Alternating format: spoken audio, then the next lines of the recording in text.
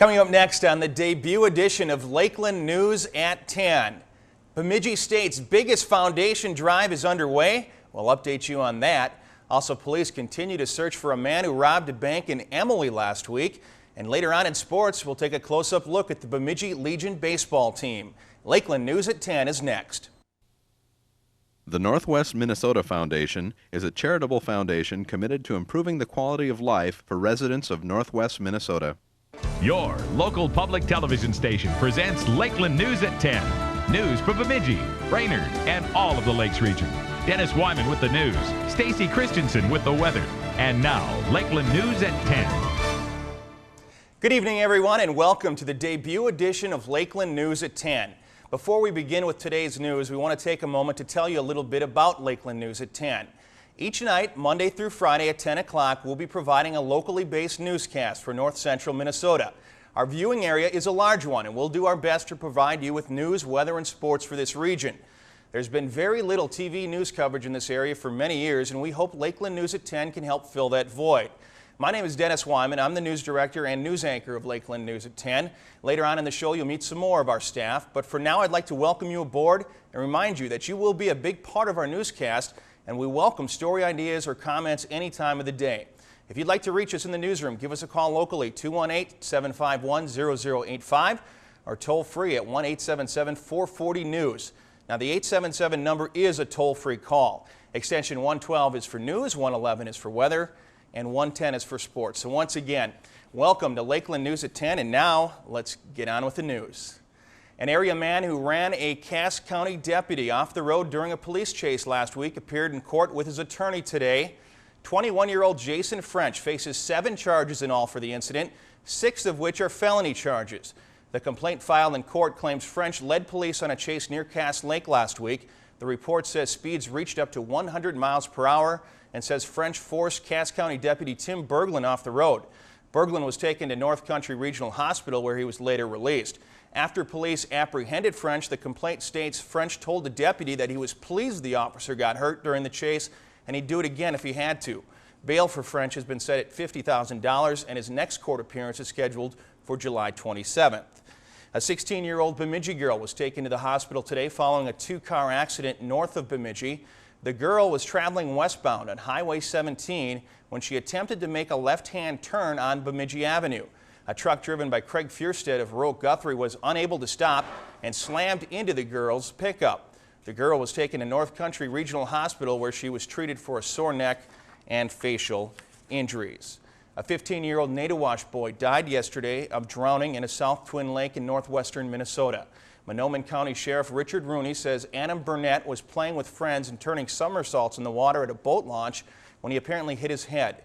Rooney says friends pulled the boy onto the shore and started CPR. Further attempts to revive him at Monoman Hospital also failed.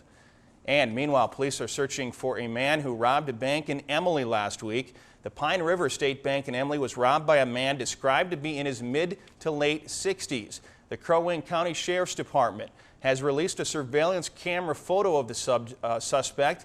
Anyone with information on the robbery should call the Sheriff's Department at 829-4749.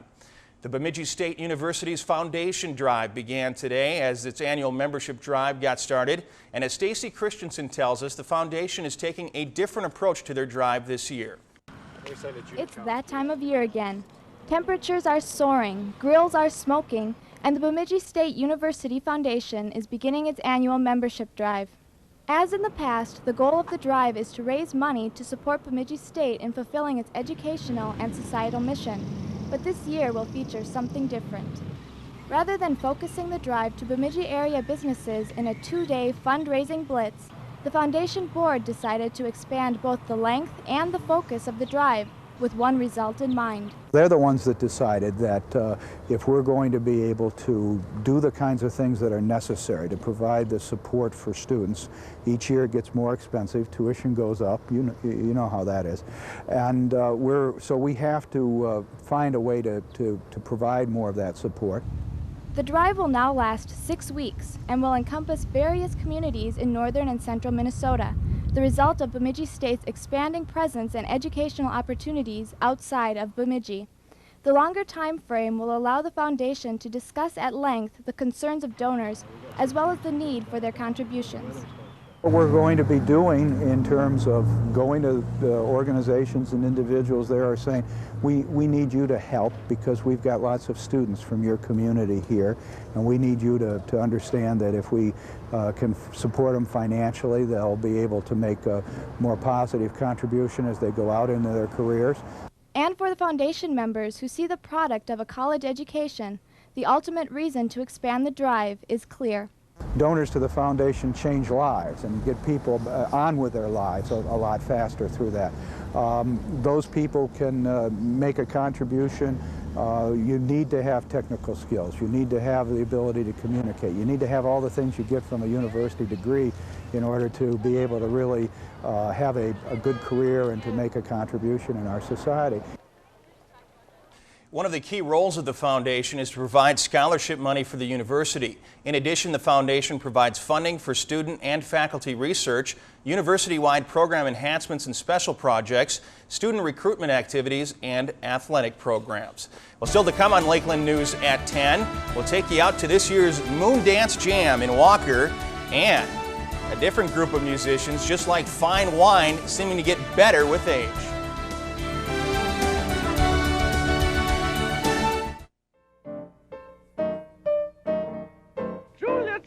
Presents the Chicken Sisters. Miss Broiler, Miss Fryer, Miss Roaster, Miss Caponette, Miss Stewer, and old Madam Hen. But we're spotlighting Miss Roaster of the Year, measuring in at 14, 15, 14.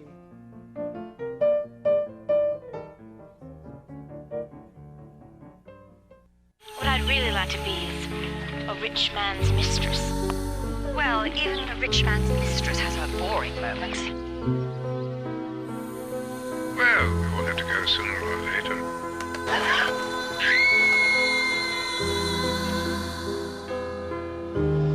From this day to the ending of the world, but we in it shall be remembered.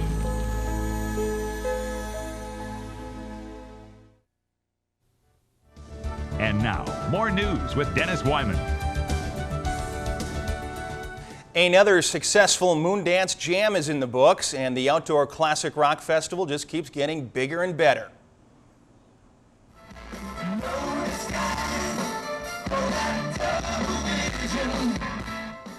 The group Foreigner was among the big-name musicians performing at this year's festival, now in its 7th year. The Jam attracted over 50,000 people over 3 days and are having no trouble getting the big-name bands in.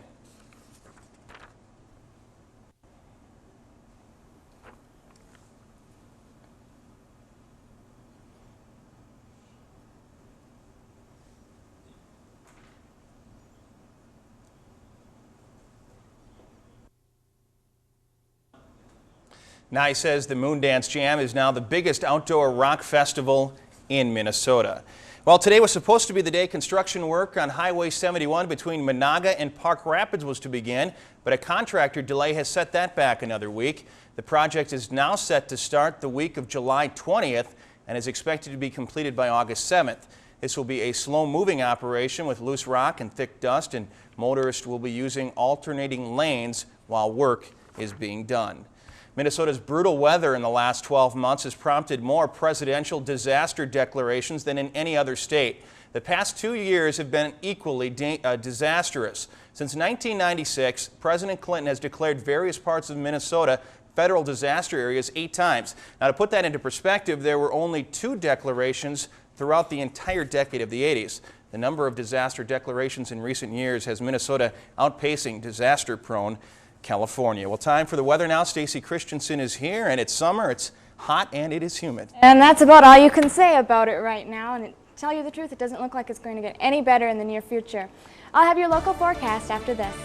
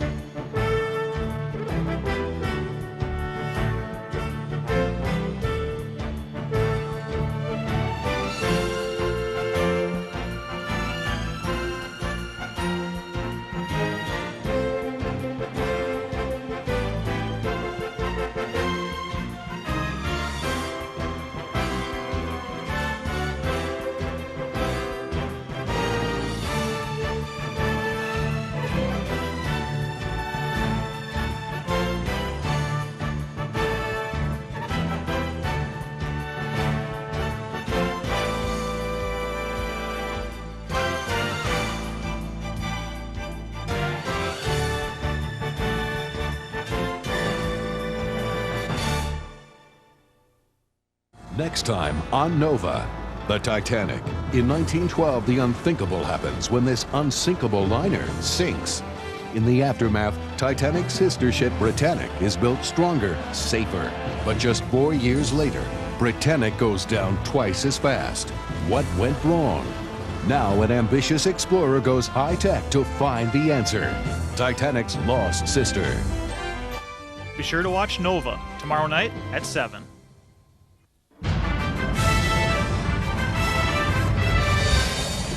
Enter the world of National Geographic. It is the most famous sea disaster of all time.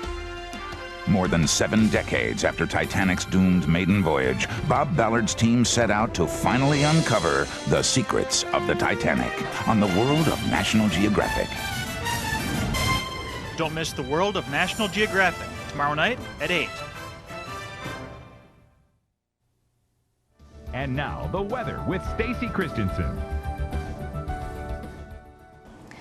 Well, heat and high temperatures was the story around Minnesota today. In some places around the state, temperatures felt like they were 100 degrees. Let's take a look at some current conditions. In Bemidji, it's fair and 81. The humidity is at 44%. The barometric pressure is at 29.82 inches and steady, and winds are from the west at 3 miles per hour. In Brainerd, it's clear and 77. The humidity is at 76%. The barometric pressure is at 29.83 inches and steady, and winds are calm in Brainerd.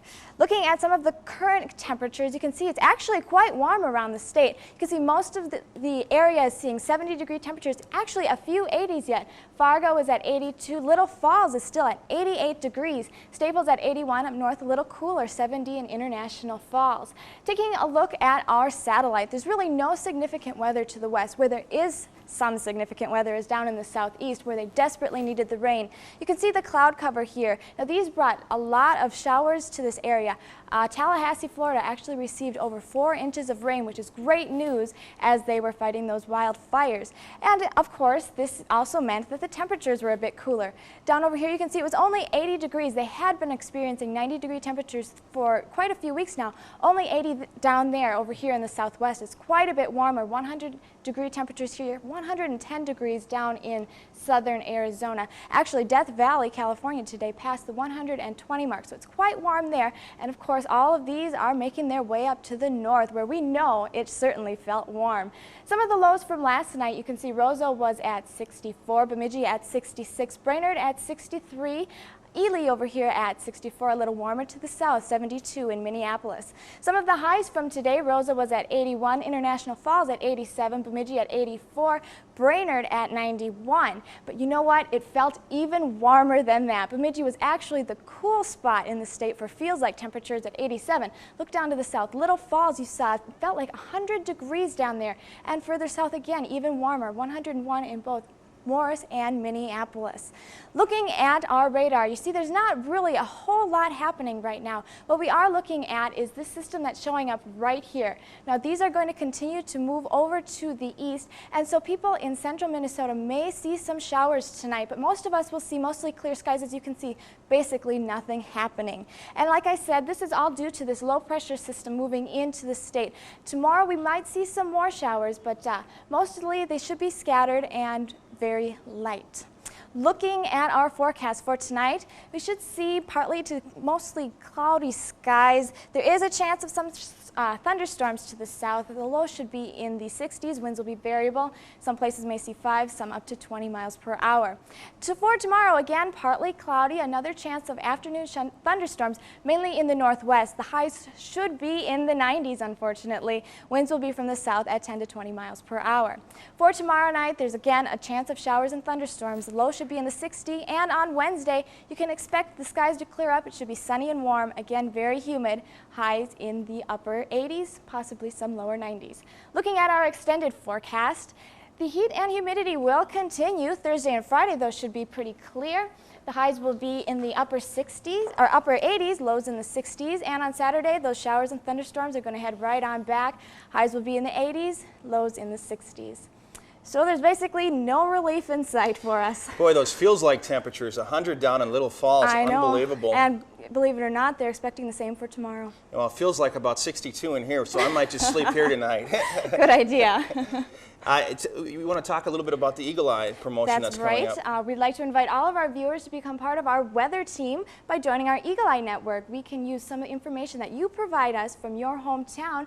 We'll incorporate it into our weather broadcast, and you could be part of our weather team. Well, great opportunity for you at home to get involved. We'll have more on that in the coming days as well. That's right. I should give you our 800 number once again. If you're interested in this, you can dial 877-440-NEWS, and I will be at extension 111. Okay, thanks a lot, Stacy. Right. Coming up next in sports, the Brainerd Legion baseball team tries to bounce back after a tough weekend at Duluth.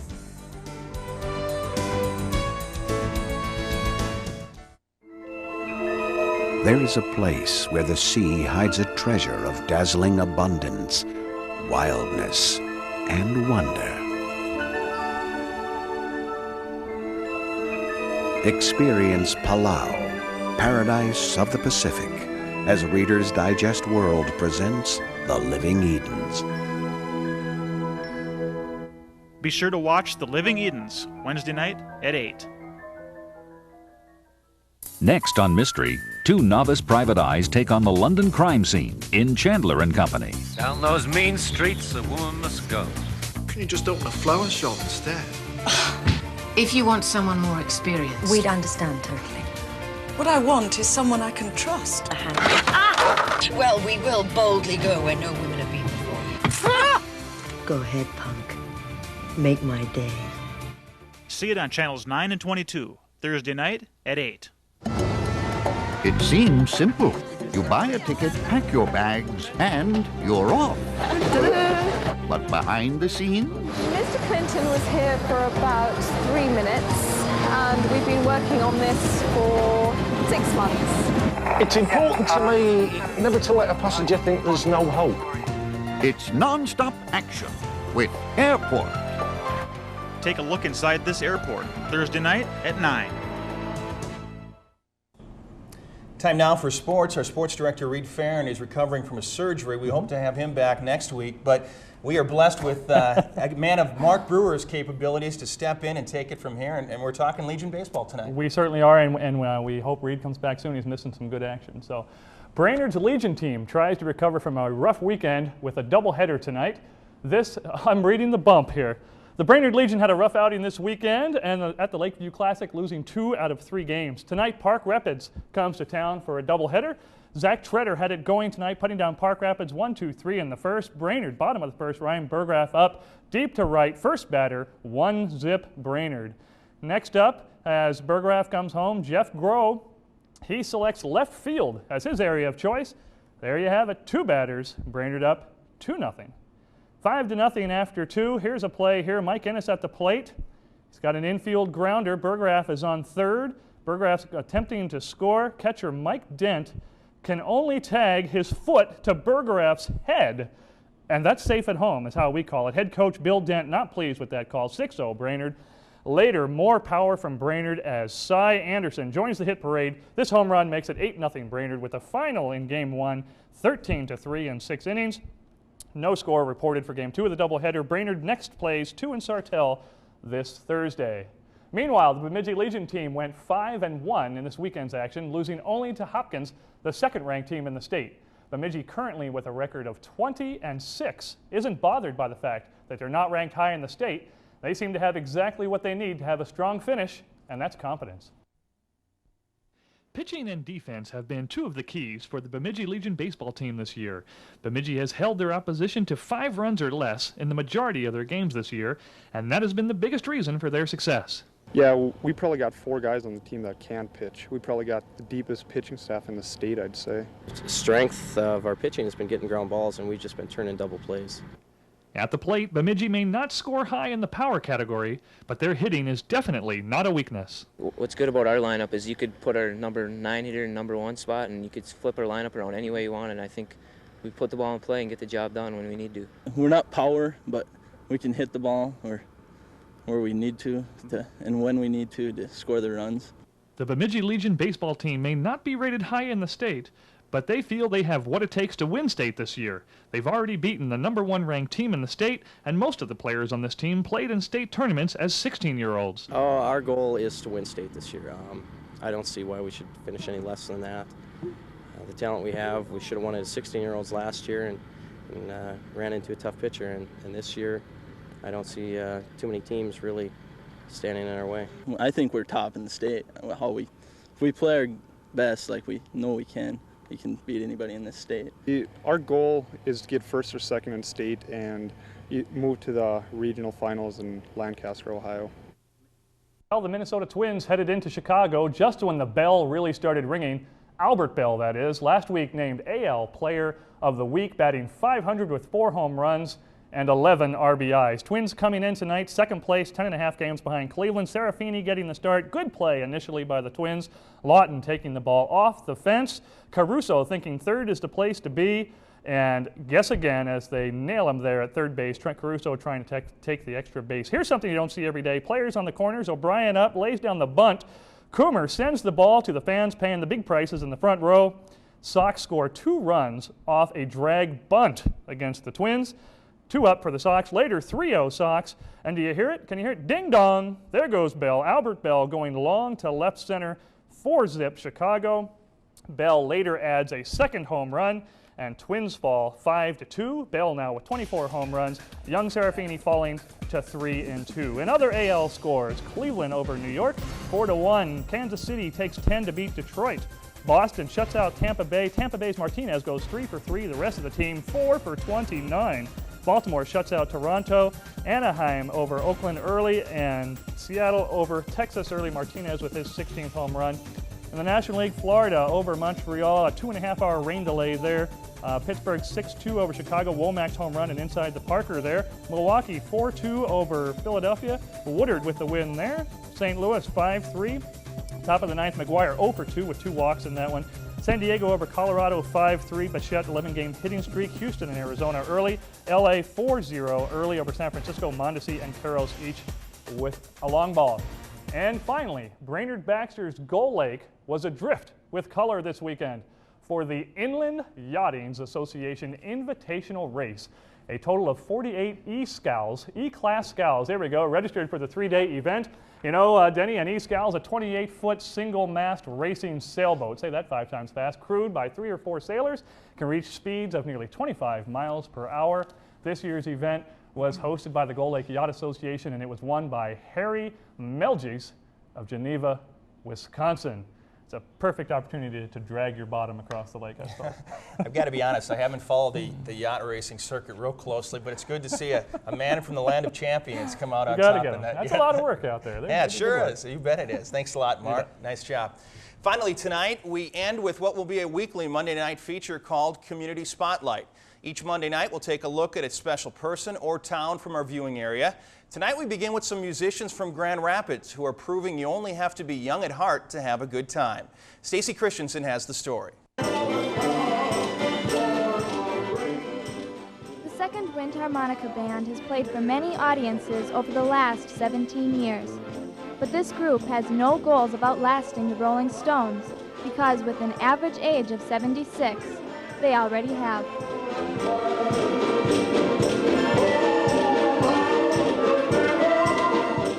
A place in the Second Wind Harmonica Band is a privilege taken seriously by band members. Some travel more than 100 miles to practice each week, and the camaraderie of the group is one aspect that makes this band special. This group is just like a big family.